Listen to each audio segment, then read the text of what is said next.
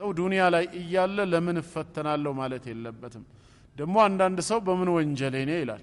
ፈተና የሚመጣው በወንጀል ብቻ አይደለም። አንድም በጥፋታችን ሰበብ ይመጣል፣ ወደ አላህ ተውበት አድርገን ምልክት መሆኑን አውቀን እንድንመለስ ነው።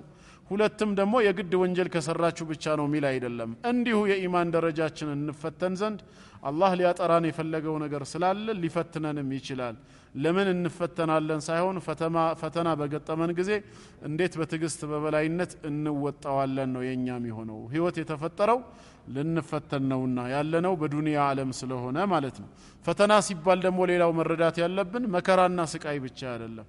ድሎትም እንደዚሁ ፈተና መሆኑን ማወቅ አለብን።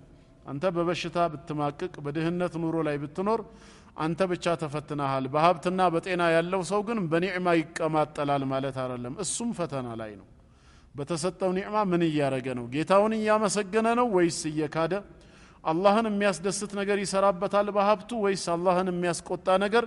እሱም ፈተና ላይ ወድቋል። ወነብሉኩም ቢልኸይሪ ወሸር ፊትና እንዳለው ጤናም ፈተና ነው፣ በሽታም ፈተና ነው፣ ሀብትም ድህነት ፈተና ነው።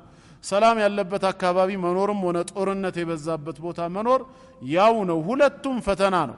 ከኛ የሚጠበቀው ለመልካሙ ጊዜ ማመስገን፣ ያንን ነገር አላህ ለሚወደው መጠቀም፣ በመጥፎ ጊዜ ደግሞ መሰበር እስኪያልፍ ድረስ ትግስት ማሳየት እንጂ ሙሉ ህይወት በጠቅላላ ፈተና መሆኑን ልናውቅ ይገባል።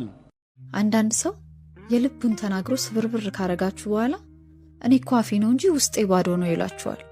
ቆይ ይሄ ምን ማለት ነው? በነገራችን ላይ በልብ የሞላ ነው ባፍ የሚፈሰው እና ሰውን በቃላታችሁ የምትሰብሩ ሰዎች የቃልን ኃይል ተረድታችሁ ብትችሉ መልካም ነገርን ተናገሩ፣ ካልሆነ ደግሞ ዝም በሉ።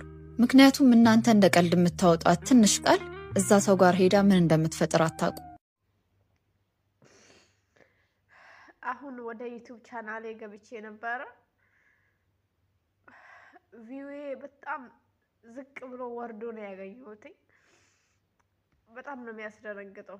ማለት ይሄንን ስሜት የሚያውቀው ዩቲዩበር የሆነ ሰው ብቻ ነው ምን ያህል ጉዳት እንዳለው ማለት ነው።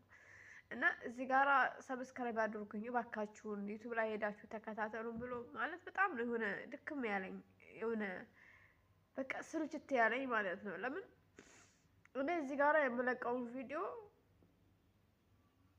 1000 ሰው ከዛ በላይ ከሚያዩልኝ ማለት ነው ዩቲዩብ ላይ ሄዶ 500 ሰው ቪዲዮ ቢያይልኝ በጣም ነው ደስ የሚለኝ። ለምን ጥቅሙ ያለው ለኔ ዩቲዩብ ላይ ነውና እዚህ ጋራ ዘረኝነት አለ ልበል ልዩነት አለ ልበል አላቅም። አሁን ሌላ ዜጋ ቢሆን አንድ የኢትዮጵያን ጀበና ይዞ መጥቶ አንድ የኢትዮጵያ ሙዚቃ ከፍቶ ቢመጣ ያን ሰው በአንድ ጊዜ ነው ምንም ካልነበረው ወደ ምን እንደሚኖረው የምናደርገው ከፍ እናደርገዋለን። እና እናንተ እኔን ዩቲዩብ ላይ ሰብስክራይብ ብታደርጉኝ ቪዲዮ ብታዩልኝ ምንድነው የሚቀነስባችሁ? ለኔ ብቻ አይደለም። በነገራችን ላይ በጣም ብዙ የማዳም ቅመሞች አሉ ዩቲዩብ ላይ የሚሰሩ ግን ምንም ነገር የላቸውም። እና ዘረኝነት ነው ምንድነው ችግሩ? ማለት ሚዲያው ላይ አላችሁ ብዙ ሰው ሰፖርት አድርጋላችሁ ብዙ ሰው ትከታተላላችሁ ግን ጭካኔው ራስ ወዳድነቱ ምናምን ለምንድነው እኛ ላይ የሚበረታው ነው? እንግዲህ ይሄንን ስሜት በነገራችን ላይ ዩቲዩበር የሆነ ሰው ብቻ ነው የሚያውቀው። ግን የሰው ደስታ የሚያስደስታችሁ ሰዎች በቃ የሰው ደስታ የሰው ስኬት እናንተን የሚያስደስታችሁ ሰዎች እባካችሁ ብትፈልጉ ቲክቶክ ላይ ያለውን አንሱትና ዩቲዩብ ላይ ሄዱልን። እኔ ቲክቶክ ላይ ምንም ነገር ተጠቅሜበት አላውቅም። ግን የኔ ጥቅም ያለው ዩቲዩብ ላይ ነው። ባካችሁ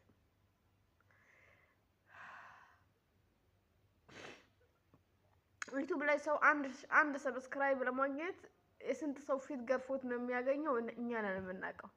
ግን ሌላን ሰው እያሳደጋችሁ ለምንድነው እኛ ላይ ምትበረቱብን? ለምንድነው ግን ቲክቶክ ላይ ያላችሁ በተለይ እኔ ተከታታዮች እዚህ ጋር በጣም ቪዲዮ በደንብ ነው የሚታየው። እዚህ ጋር እይታ ምን ይጠቅመኛል? ይሄ እይታ ዩቲዩብ ላይ ቢኖረኝ ኦፍ የት በደረስኩኝ ነበር ወላሂ።